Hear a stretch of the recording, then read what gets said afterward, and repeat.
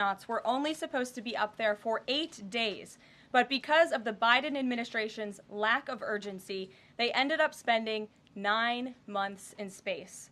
Joe Biden's lack of courage to act boldly and decisively was a big reason why Butch and Sunny did not make it back until yesterday.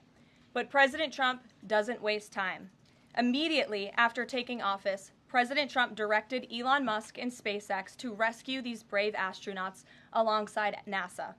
The president also called the acting administrator of NASA and told her to bring the astronauts home as soon as possible.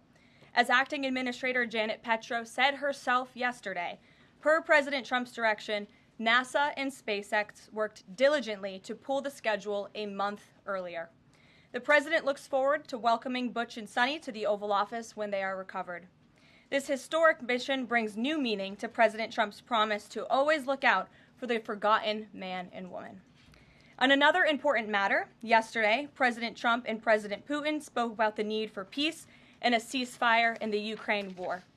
Both leaders agreed this conflict needs to end with a lasting peace and also stressed the need for improved bilateral relations between the United States and Russia. President Trump also spoke with President Zelenskyy this morning to align both Russia and Ukraine in terms of their needs and requests. As President Trump has said repeatedly, the precious lives and money that both Ukraine and Russia have been spending in this war would be better spent on the needs of their people. This terrible conflict would have never started with President Trump in charge, but he's determined to end it once and for all. President Trump also promised maximum transparency and a commitment to rebuild the trust of the American people in our intelligence community. Part of that promise was to fully release previously classified records related to the assassination of former President John F. Kennedy, and he made that happen yesterday. This historic release consisted of approximately 80,000 pages of previously classified records that are now published. The records are available to access either online at archives.gov/JFK or in person, accessible to the American people at the National Archives in College Park, Maryland. Records that are currently only available for in-person viewing are being digitized and will be uploaded in the coming days. On another note, positive economic data continues to pour in, showing the immediate impact of President Trump's pro-growth agenda. After suffering a steep decline in the final year of the Biden administration, the manufacturing sector came roaring back in February. Industrial production surged in February, these are new numbers, 3 times at a greater 3 times rate than the expectations to its highest ever recorded level. And President Trump's laser focus on massive deregulation and unleashing our domestic energy industry is leading to stabilities for Americans' bottom lines.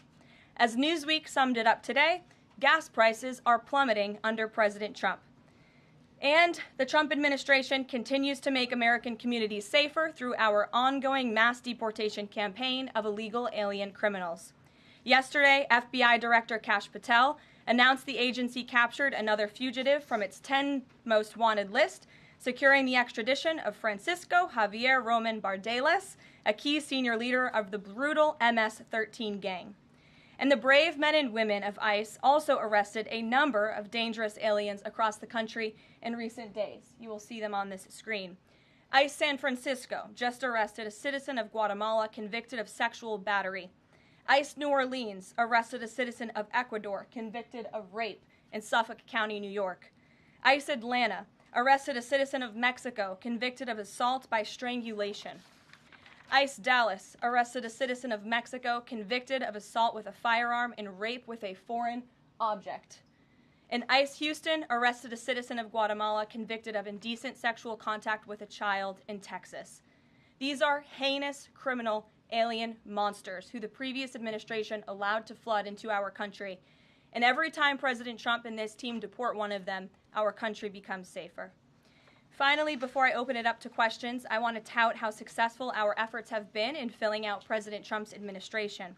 There have been a record number of 281 Senate confirmed nominations already, with another 280 in process. Here at the White House, OPM and GSA, we have filled 100% of the total number of slots.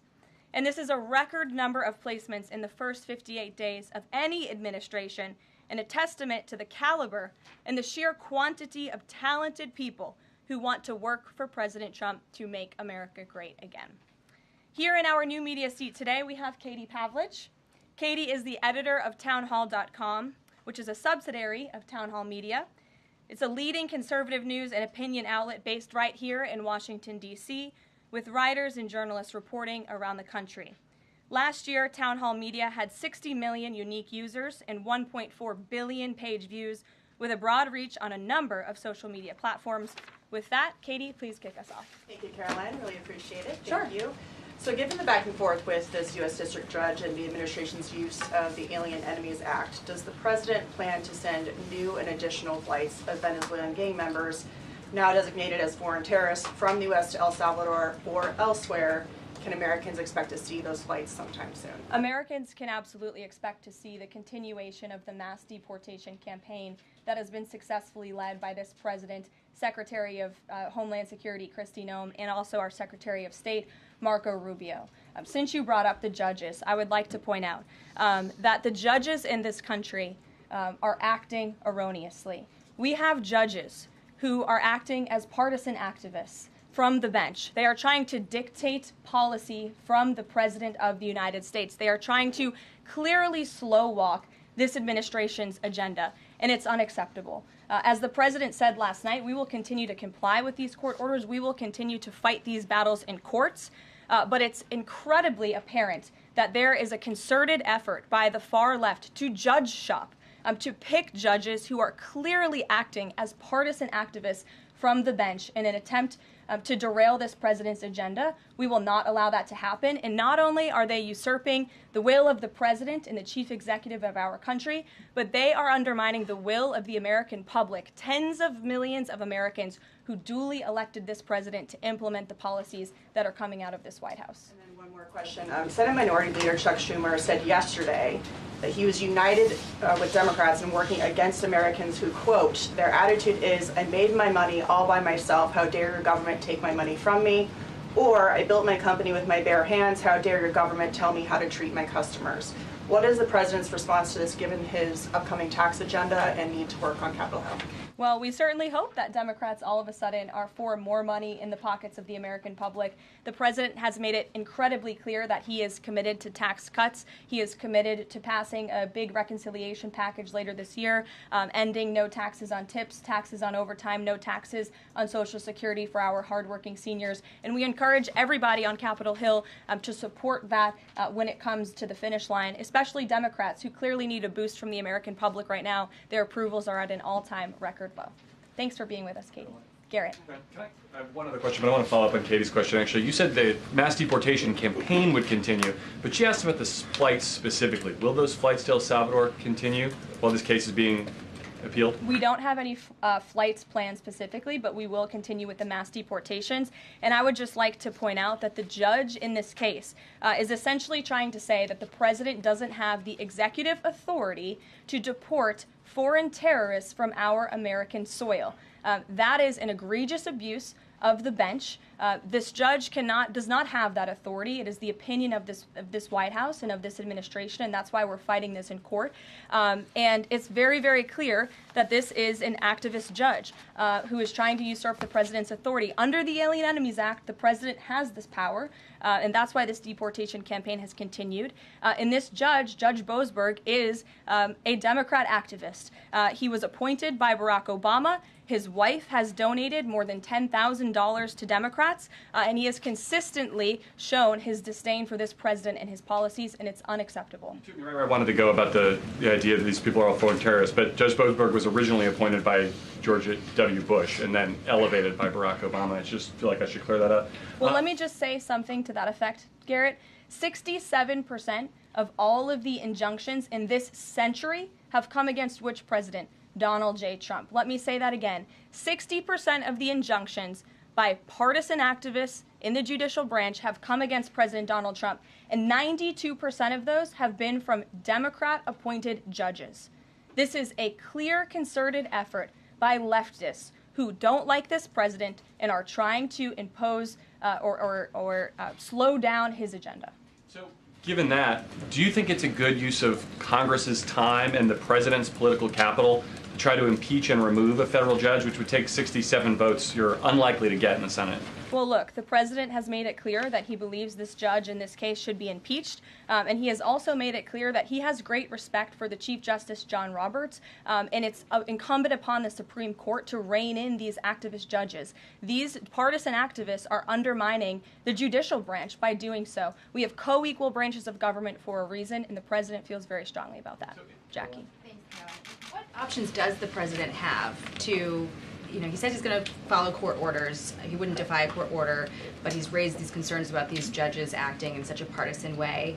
Yet what option does he have to ensure that his agenda continues to move forward while this is ongoing and the judges appear to be trying to just block and delay and impede? Well, you're right. They are trying to block, delay, and impede. This is lawfare. The president is no stranger to it. He faced it in his campaign, and this is a continuation of the lawfare that President Trump faced as a candidate, and he's now unfortunately facing as a president. Clearly, these partisan activists in the judicial branch didn't get the memo on November 5th when the American people overwhelmingly re-elected this president to continue with mass deportations. So White House counsel and the Department of Justice are working on this. They're appealing these cases, and we will continue to use the full weight of the White House counsel's office and the president's team of lawyers to fight this in court, because we know we will win, even if we have to go all the way to the Supreme Court. One more on TDA.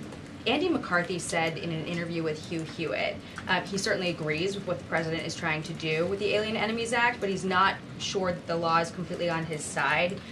He cites some previous Supreme Court rulings dealing with enemy combatants in wartime, says that even they have a right to challenge their detention in court.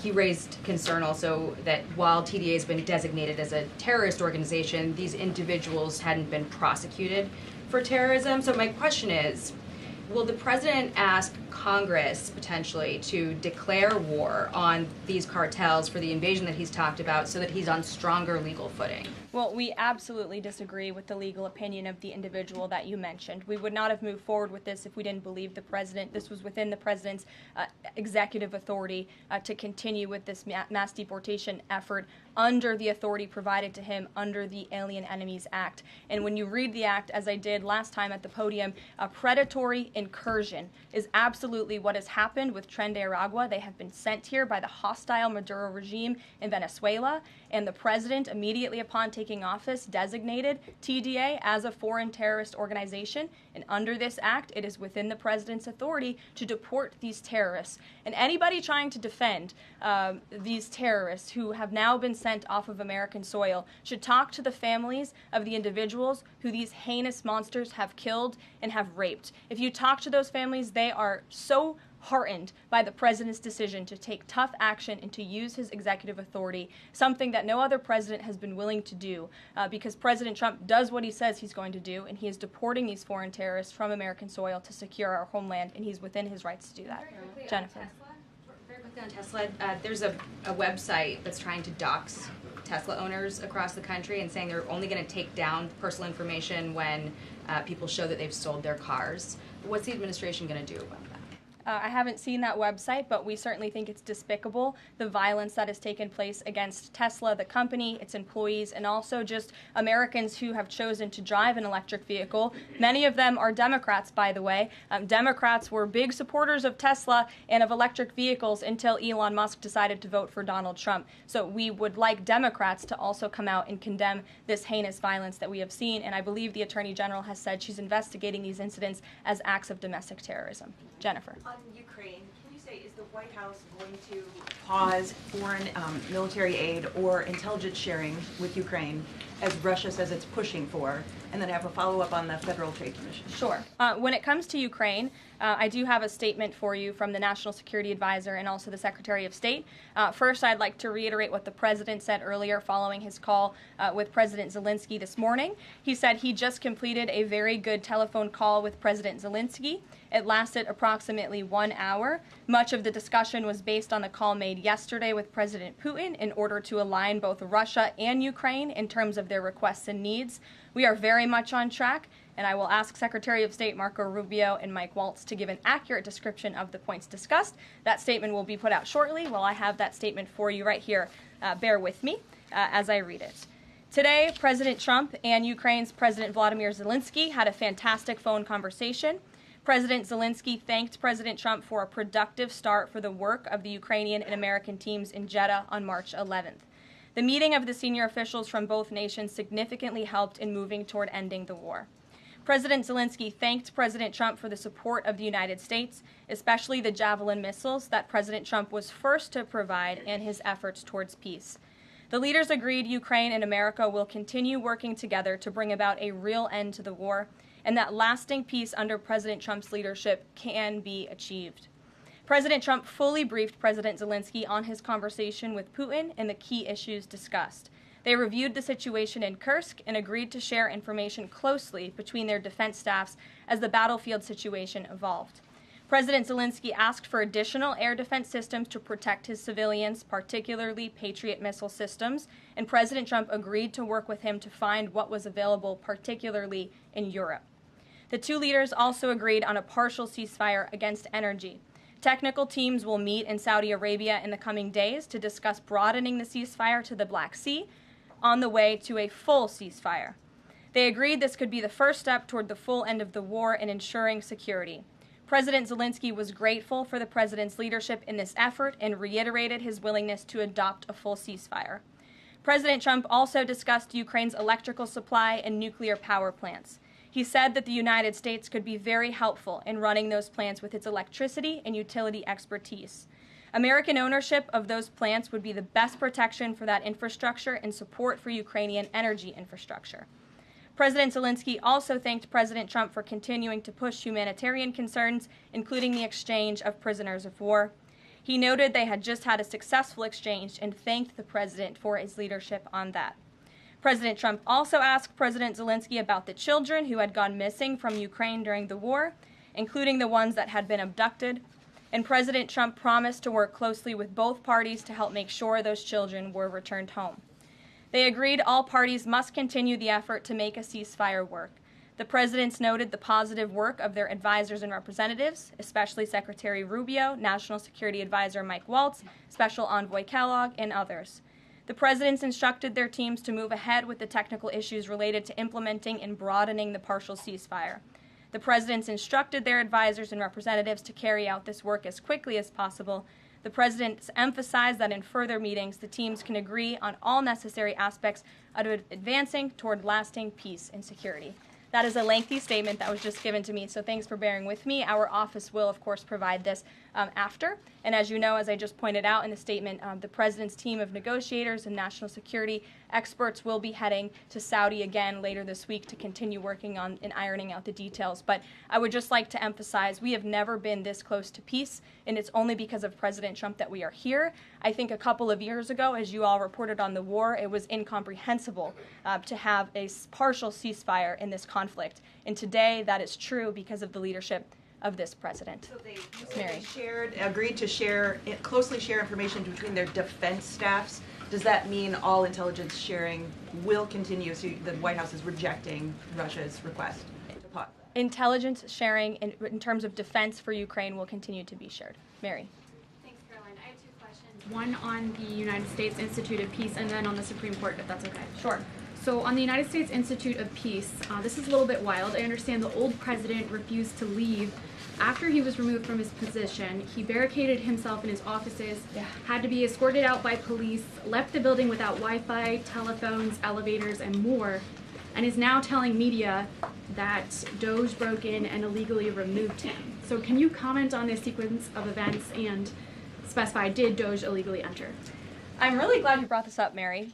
We were made aware of this story by individuals at DOGE, at Elon Musk's team, and also at the State Department who were unable to access this building. And it became very clear that there was a concerted effort amongst the rogue bureaucrats at the United States Institute of Peace to actually physically barricade themselves essentially inside of the building to prevent political appointees of this administration who work at the direction of the President of the United States to get into the building. There was a piece in the Daily Caller, thank you for sharing the truth on this, about what happened. Staff contacted the MPD in an attempt to prevent DOGE personnel from entering. They barricaded the doors. They also disabled telephone lines, internet connections, and other IT infrastructure within the building. They distributed flyers internally, encouraging each other to basically prevent these individuals from accessing the building. I use this to say this is what DOGE and this administration is facing. It's a resistance from bureaucrats who don't want to see change in this city. President Trump was elected on an overwhelming mandate to seek change and implement change, and this is unacceptable behavior. Thank you. And just really quick on the Supreme Court, I know it's been almost 3 years now since the leak of the draft Dobbs opinion to Politico, actually. A leak which sparked protesting outside the homes of the justices and even brought on one attempted assassination attempt. I know Justice Alito said that it made the justices targets for assassination, but yet the Supreme Court has not tracked down any leaker. Does the White House have interest in finding out who that leaker was, and can you comment on that at all? I know generally speaking the president has an interest in finding leakers, and he believes it's unacceptable, and it's the position of this administration. You've seen the Secretary of Homeland Security has taken tough action at her agency. Leaking is unacceptable to this president and to the leaders across the board in this cabinet, especially when it puts people in harm's way.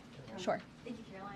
A mom whose daughter was forced to change in a locker room with a biological male at school files a complaint with the DOJ.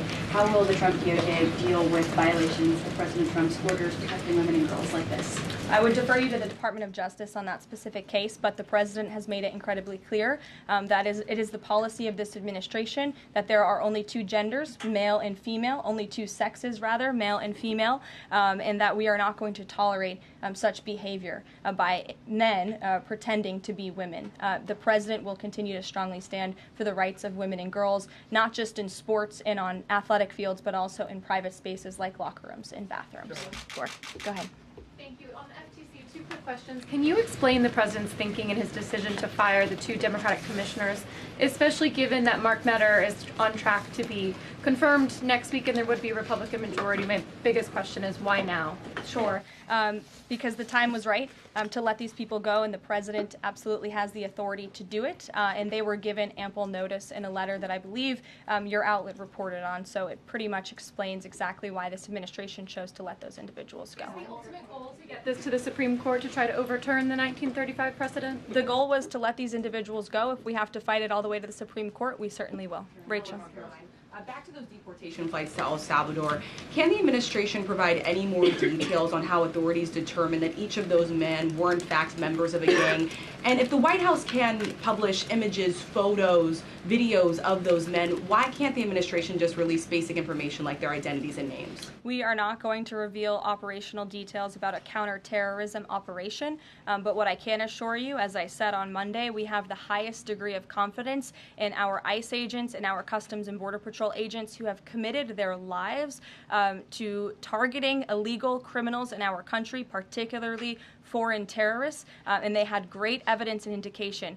They have the highest degree of professionalism, and they were 100% confident in the individuals that were sent home on these flights and in the president's executive authority to do that. To follow up, I know in the last briefing you cited privacy concerns as a reason why the administration may not be able to reveal the identities. What exactly are the privacy rights of immigrants who were deported that the administration says were dangerous enough to be sent to El Salvador and sit in a prison? Again, as I just said, we're not going to reveal the operational details of a counterterrorism operation for quite obvious reasons. We're trying to combat terrorism here in the United States of America. Jeff. I could ask something else about the phone call yesterday. There was a couple different readouts from the Kremlin and the U.S. on a couple different points. One was energy and infrastructure. The U.S. statement said energy and infrastructure. The Kremlin said energy infrastructure.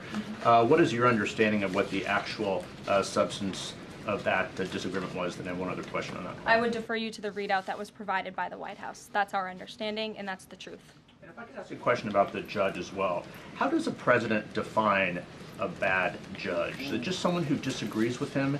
And is that a dangerous precedent in this case, because this is a temporary ruling from Judge Boasberg that he could ultimately rule in your favor? Is he setting up a standard here for calling for the impeachment of a judge who may ultimately rule on your side? No, it has nothing to do with disagreeing with the president on policy. It's with disagreeing with the Constitution and the law. And it's trying to usurp the authority of the executive branch of this country. It's having baseless reasoning for these injunctions. And it's a clear effort by these judges to slow roll this president's agenda. And if you just look at the injunctions that this president has faced, deporting foreign terrorists from our homeland, hiring and firing of executive branch employees, which when the president is the executive of the executive branch. You also see an injunction by a partisan activist judge when it comes to the Secretary of Defense trying to determine the readiness of our troops and the qualifications of our troops in our armed forces. Does a single district court judge really have more authority over the Commander-in-Chief and the Secretary of Defense to determine who should serve in our United States Armed Forces? Absolutely not. Anyone who has taken a basic civics lesson can understand that, and it's ridiculous lawfare that we are witnessing. And it's. The president said he respects the Chief Justice here. Does he respect him specifically on this case and this opinion, or respects him overall? And has he spoken to any other Supreme Court justices? The president respects Chief Justice Roberts overall. He just expressed that to me in the Oval Office, but it's also quite clear that the Supreme Court needs to rein in these judges who are acting as partisan activists, and they are undermining the judicial branch, and it's a dereliction of duty on their behalf. Deanna, go ahead. Thank you so much, Caroline. On the call with Zelenskyy, did they discuss the minerals deal at all? Is that back on the table, and what do the Ukrainians have to do to get that back on the table? And then one on the Russia call as well. Again, I just provided a very lengthy readout of the call that was provided by the Secretary of State and the National Security Advisor. And now we have moved beyond the economic minerals deal. We are at a place of peace. We're at a partial ceasefire, and we're moving towards a full ceasefire and a long-standing peace in this conflict. And that's great news for the American public. Kremlin readout mentioned that Trump and Putin spoke about potential U.S.-Russia hockey games. And the Kremlin readout also said that Russia wanted the U.S. to stop U.S. intelligence and U.S. funding to Ukraine. The president has said that that conversation did not happen. Just wondering if you can get us any more clarity on that. And also, again, if it's energy infrastructure or if it's energy and infrastructure, because I think there is a big difference between that. Again, as for the readouts of the call, I would defer you to ours. And when it comes to the topic of hockey, it did come up. However, we're more interested in securing a peace deal than scheduling hockey games right now. Sean. Hey, about the deportation flight. So was it the president himself who directed the planes to stay in the air after the judge ordered them to turn back? The president invoked the Aliens Enemies Act with a proclamation, which then directed the Department of Homeland Security and the Department of State to move forward with the plan of action. And as I said yesterday, all of the planes that were subject to the judge's written order took off before the order was submitted in court. I was asked and answered that question multiple times yesterday. Kate, go ahead.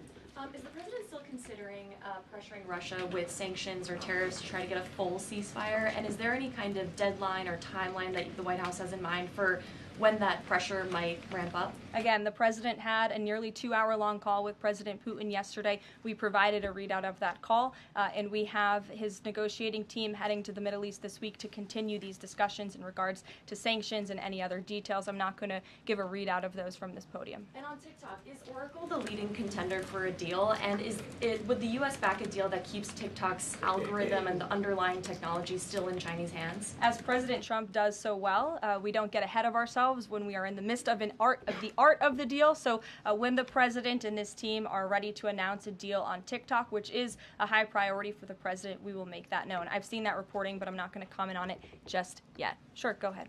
Thank you, Press Secretary Leavitt. Some prominent Trump supporters have been making the case that Derek Chauvin deserves a pardon. They argue that he did not receive a fair trial. Joe Biden and other Democrats actually implied that he was guilty while the trial was going on. BLM rioters had these jurors under immense threat and pressure. Mainstream media, frankly, many news outlets here today are complicit here. They chose to ignore the autopsy report. They chose to ignore the full body camera footage. They decided to slander Derek Chauvin as a racist cop instead. Does the administration believe Derek Chauvin received a fair trial, and will they consider a pardon moving forward? The president has been asked and answered this question. He said it's not something he's considering at this time. Philip. Thank you. Two questions. First, just a follow-up on the readouts from those calls. When it comes to the discrepancies between the U.S. and Russian readout of that call between President Trump and Putin, is it the president's assessment that something is getting lost in translation, or does he believe that the Russians are trying to play games here? Nope. The president believes in his team that put the readout out, and he also put his own out on Truth Social. We've been incredibly transparent about all of the president's calls with foreign leaders, and again, I would defer you to the readout. And then following up on... Thank you, Karoline. White House said yesterday that gas prices across the U.S. have fallen for the fourth straight week. 34 states now seeing gas under $3 a gallon. This limited ceasefire with Ukraine regarding oil refineries, energy, will that affect gas prices here in the U.S.? Well, it's certainly the president's hope that gas prices will continue to fall, and he's working every single day to ensure that we do. As you just mentioned, there's been very encouraging data. Inflation is cooling and gas prices are falling. The president has established a National Energy Dominance Council, and it's ultimately the president's goal. And this administration is working hard on it every single day to increase our energy production right here in the United States of America, to have a Trump energy boom like we saw in our first term, which will not only lead to lower fuel prices here at home, but also lessen the rate of inflation that was created by the previous administration. One more on Tesla, Caroline. Tim Walz, Governor Walz, saying last night he frequently checks Tesla stock. In doing so, to quote, give me a little boost during the day. How should Americans view politicians who take pride in the downfall of an American car company? I think that's quite sad, but I think Governor Walz unfortunately is living a sad existence after his devastating defeat on November 5th. Reagan, go ahead. Thank you, Caroline. Across the country, Tesla cars are being lit on fire, dealerships are being shot up, Molotov cocktails are being used. There was a website posted yesterday that shared the addresses of private Tesla owners and reportedly had Kash Patel's information on it. A.G. Gandhi has called this acts of domestic terrorism. Does the White House have any indication that this is some sort of coordinated movement or that it's being funded by some outside group?